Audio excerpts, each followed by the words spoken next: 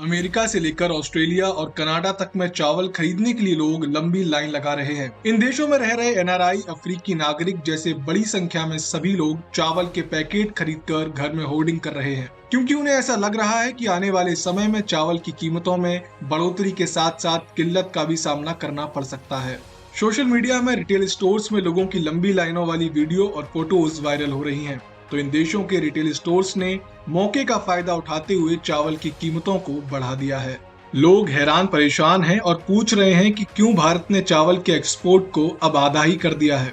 ये फैसला क्यों लिया गया? इससे सरकार या देश को क्या फायदा?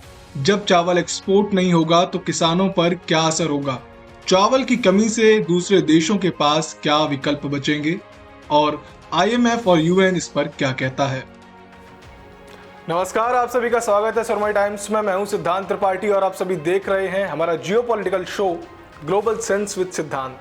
20 जुलाई 2023 को इंडियन गवर्नमेंट ने नॉन बासमती सफेद चावल के एक्सपोर्ट पर बैन लगा दिया था, क्योंकि सरकार नहीं चाहती कि घरेलू बाजार में बढ़ती कीमतों और 2024 के लोकसभा चुनाव में महंगाई का एजेंडा बार बार निकलकर सामने आए, और इसलिए ही मोदी सरकार ने चावल के एक्सपोर्ट पर बैन लगा दिया है।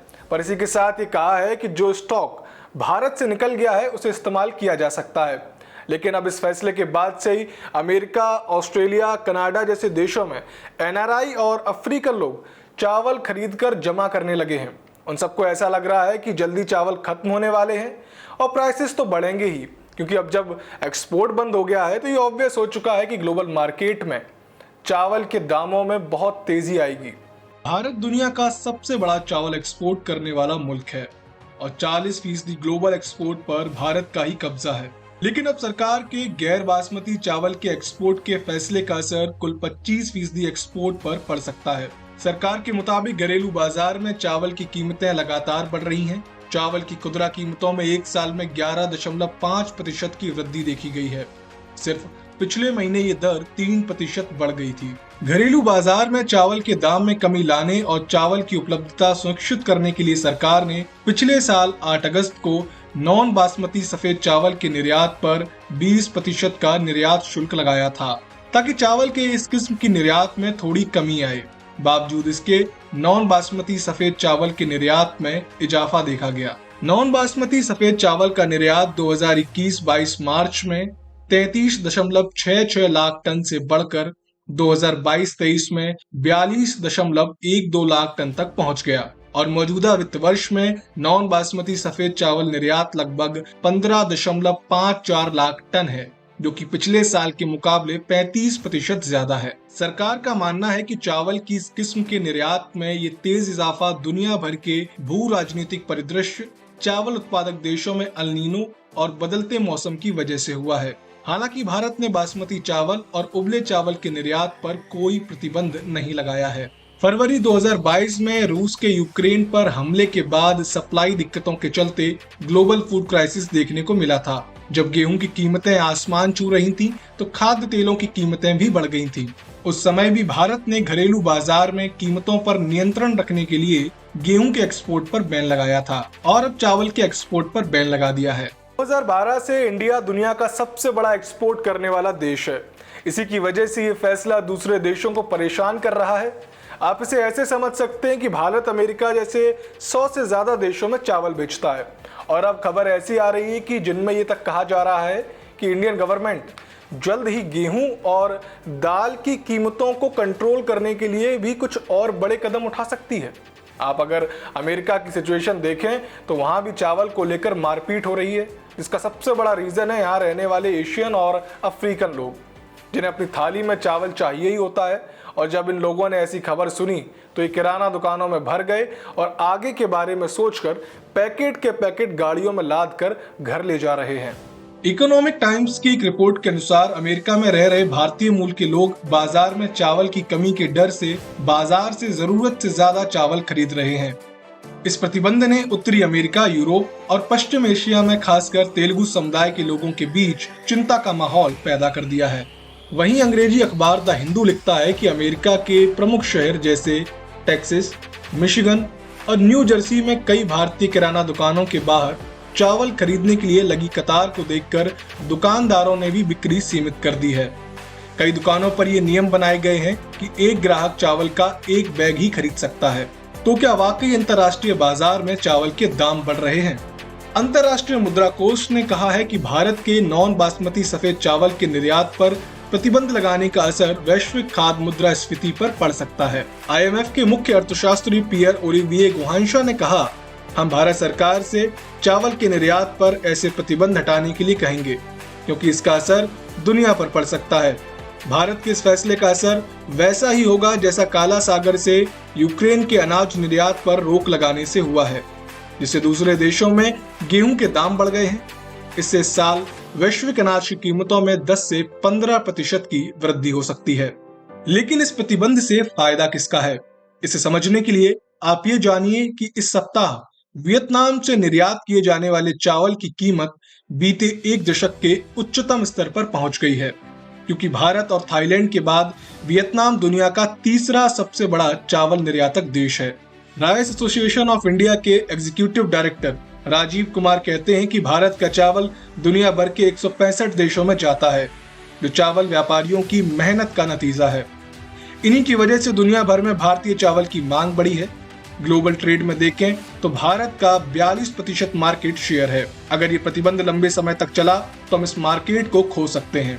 भारत इस बाजार में बड़ा खिलाड़ी है और अगर वो यहाँ से हटता है तो जाहिर सी बात है कि दुनिया भर में कीमतें बढ़ेंगी। मुझे लगता है कि वो देश जो भारत के चावल पर निर्भर है उनके लिए बहुत बड़ी चुनौती है। इसी के साथ वो कहते हैं कि इस प्रतिबंध से भारत की जो एक बड़े मार्केट प्लेयर की छवि बन गई है उसे नुकसान पहुंचेगा। जिन देशों में भारतीय चावल जाता है वहाँ दाम बढ़ सकते हैं और इससे फायदा वियतनाम, पाकिस्तान, थाईलैंड जैसे देशों को होगा, क्योंकि उनका चावल अधिक दाम पर बिकेगा। इधर यूक्रेन युद्ध शुरू होने के बाद काला सागर से होने वाले अनाज निर्यात को लेकर आशंकाएं जताई जा रही थी, लेकिन रूस और यूक्रेन ने युद्ध के बावजूद पिछले साल काला सागर से अनाज के सुरक्षित निर्यात के लिए समझौता किया था। ये समझौता पिछले साल जुलाई में लागू होने के बाद से 3 बार रिन्यू किया जा चुका है। समझौते के तहत यूक्रेन के ओदेशा, चोर्नोमोर्स्क और पेवदनी बंदरगाहों से मालवाहक जहाज को काले सागर से गुजरने की इजाजत थी, पर अब स्थिति बदल गई है। पिछले दिनों रूस ने समझौते से अलग होने की घोषणा कर दी। अब चिंता ये जताई जा रही है कि पहले से ही अकाल का सामना कर रहे कई अफ्रीकी देशों के लिए गंभीर खाद्य संकट पैदा हो सकता है। जब दुनिया भर में खाद्य सुरक्षा को लेकर संकट के हालात बने हुए हैं, तो ऐसे में भारत की ओर से लगाया गया ये प्रतिबंध दुनिया में मंडरा रहे संकट को और गहरा सकता है। पर भारतीय चावल के निर्यात पर लगा प्रतिबंध वैश्विक व्यापार के लिए इतना महत्वपूर्ण क्यों है? इसे समझने के लिए एक नजर आंकड़ों पर डालते हैं। समाचार एजेंसी रॉयटर्स की रिपोर्ट के अनुसार विश्व चावल निर्यात में भारत की हिस्सेदारी 40% से अधिक है। ये 2022 में 55.4 मिलियन टन थी। भारत का चावल निर्यात 2022 में 22.2 मिलियन टन तक पहुंच गया था, जो दुनिया में चावल के 4 सबसे बड़े निर्यातकों थाईलैंड, वियतनाम, पाकिस्तान और अमेरिका के कुल निर्यात से ज्यादा है। भारत 140 से अधिक देशों को चावल निर्यात करता है। भारत नॉन बासमती चावल के प्रमुख खरीदारों में अफ्रीकी देश Benin, Bangladesh, Angola, Cameroon, Djibouti, Papua New Guinea, Ivory Coast, Kenya और नेपाल शामिल हैं। वहीं ईरान, इराक और सऊदी अरब मुख्य रूप से भारत से प्रीमियम बासमती चावल खरीदते हैं। भारतीय किसान साल में 2 बार धान की रोपाई करते हैं। जून में बोई फसल का कुल उत्पादन 80% से अधिक है, जो 2022-23 में 135.5 मिलियन टन थी। वहीं सर्दियों के महीनों में धान की खेती मुख्य रूप से मध्य और दक्षिण भारत में की जाती है। पश्चिम बंगाल, उत्तर प्रदेश, आंध्र प्रदेश, पंजाब, ओडिशा और छत्तीसगढ़ देश के प्रमुख चावल उत्पादक राज्य हैं। मीडिया रिपोर्ट्स के मुताबिक पिछले कई हफ्तों में भारत के उत्तरी हिस्सों में भारी बारिश हुई है। इसकी वजह से पंजाब और हरियाणा के साथ साथ कई राज्यों में फसलें खराब हो गई, इसकी वजह से कई किसानों को दोबारा रोपाई करनी पड़ी। उत्तरी भारत में कई जगहों पर धान के खेतों में हफ्ते भर से ज्यादा समय तक पानी भरा रहा। इसकी वजह से रोपी गई फसल नष्ट हो गई। किसानों के खेतों में पानी कम होने का इंतजार करना पड़ा ताकि वो दोबारा रोपाई कर सकें। वहीं कई प्रमुख चावल उत्पादक राज्यों में किसान इसलिए बुआई नहीं कर पाए क्योंकि वहां पर्याप्त बारिश ही नहीं हुई।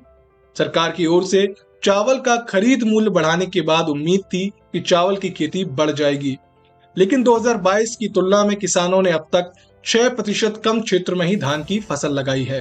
चावल हम भारतीयों की थाली का एक मेन फूड आइटम है और इसके जाने से यकीनन मुश्किलें पैदा होंगी। फिलहाल सरकार के इस फैसले का असर कुल 25% एक्सपोर्ट पर पड़ सकता है, लेकिन जो हालात अमेरिका में पैदा हो रहे हैं उनसे निपटना सबसे पहले ज़रूरी है। वहाँ की सरकार को इस पर तुरंत ध्यान देना चाहिए और कोशिश करनी चाहिए कि कुछ बेहतर विकल्प खोजे जा सकें।